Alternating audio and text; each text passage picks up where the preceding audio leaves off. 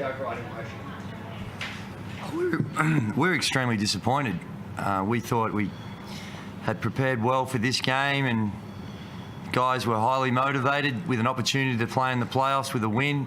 It was tough because of the really disappointed in our performance against Melbourne United at home last week in front of a big crowd, and didn't play well, didn't play to our expectations, and through other results we had a chance to still get there. And we don't want to overreact to this one particular game, because there's a lot of things throughout the course of the season you say, well, if only this had happened.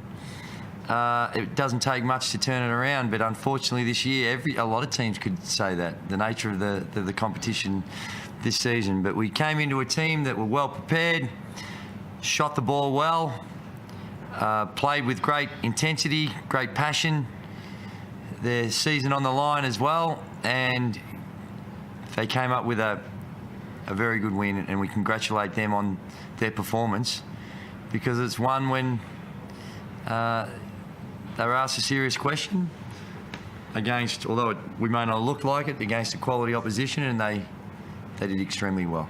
You put the final margin doesn't really matter in the context of what the season and stuff, but is that more a reflection of once they've got away from you, it's hard to stay up and about? Well, we've got a lot of talent on our team, but when we lose Greg Whittington and Kevin Lish, it's a pretty big hole.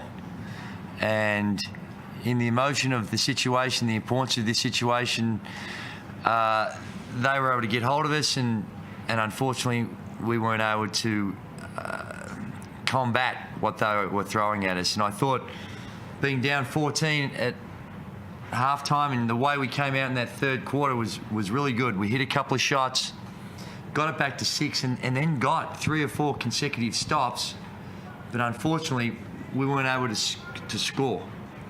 So we went to schedule. We corrected a few things, a few of our problems defensively we were having in the first half. Tried to take away a few of their options, and we were having some modest success on the defensive end early in that third quarter. But unfortunately, we weren't able to continue at the other end and scoring the last half of our season, really. Scoring consistently and scoring on big plays, on big times of games and big baskets. We haven't done that enough. We've seen it from time to time, but we haven't done that enough. And in such a close competition, you've got to be better than that, and unfortunately we weren't. The Whittington, the 2 tech fouls in a row, you saw it almost coming. Your reaction to him was calm down as it was happening. Must have been frustrating. You couldn't rein him back in. Yeah, it was. I sort of need to understand, get an understanding of what a delay of game is. The very first delay of game warning, it's on a free throw and it's a made basket. All right, so it's a made basket. The ball falls into his hand. And the clock stopped. There's no delay. And he falls in his hands. He throws it to the player or to the ref. To me, that clearly, I'm not saying it's not the rule, but it seems to contradict. A delay has got to delay the game. It's not delayed when the clock's not running. The game's, it's a dead ball situation. Shot goes in. It's off a free throw.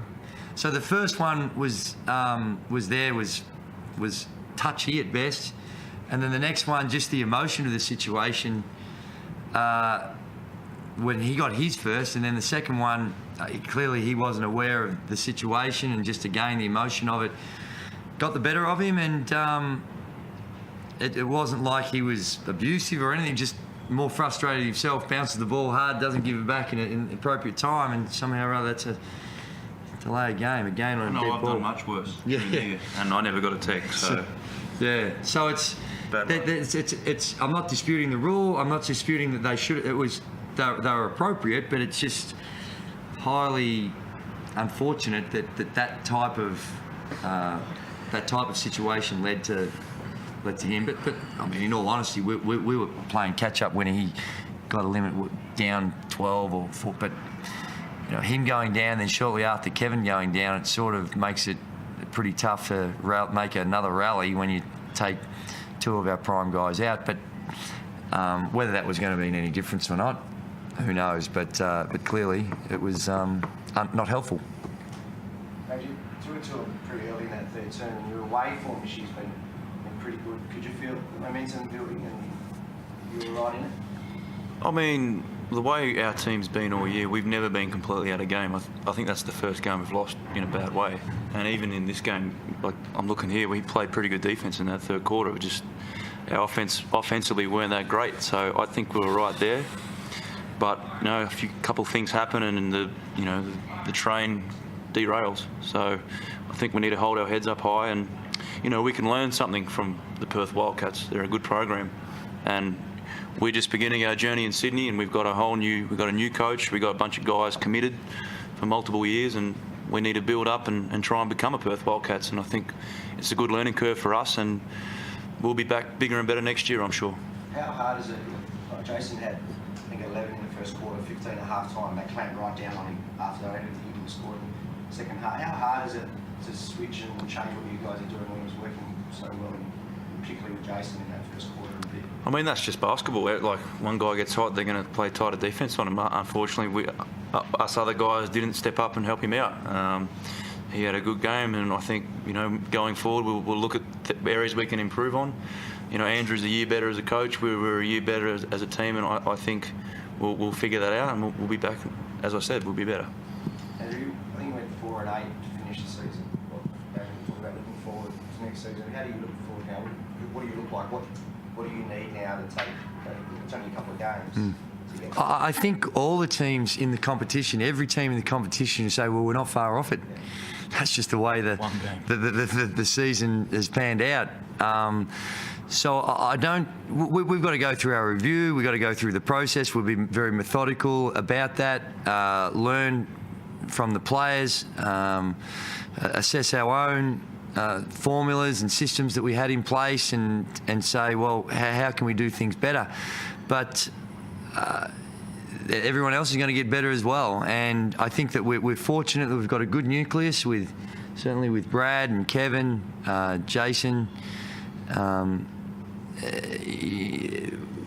We look at our talent and reassess and say, well, where do we need to improve? Clearly, we need more depth in the backcourt.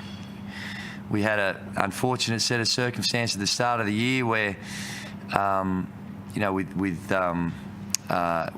Julian Kazoo, we thought that he was going to be playing, and we didn't. We brought in Josh a little later, and Steve Blake, the situation there with the unfortunate family situation that he was facing, he was starting to provide us with that depth in the backcourt.